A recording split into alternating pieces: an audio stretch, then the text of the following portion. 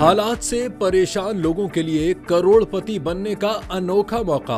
अगर आप जानवरों की जबान को डिकोड कर पाएं तो बर्तानिया की एक कंपनी तकरीबन 300 करोड़ आपकी झोली में डाल देगी। इंसान पालतू जानवरों की बदन बोली तो फिर समझ जाता, मगर उनकी आवाजों के मानी कभी नहीं जान पाया, क्योंकि वो हैवानी बोलियों के हुरूफे तहज्जी से नावाकिफ है। मसलन जान नहीं पाता कि एक कुत्ते की भौंक दूसरे की भौंक से क्यों कर मुख्तलिफ है। ताहम माहिरीन का कहना है अब मसनूई ज़हानत का जमा करदा भारी भरकम डेटा जानवरों की जबान समझने में मदद देगा।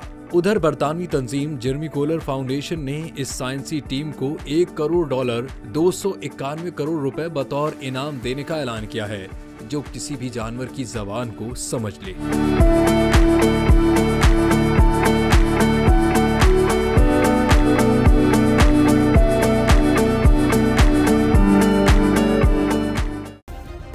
सब्सक्राइब करें और बेल दबाएं ताकि कोई खबर रह न जाए।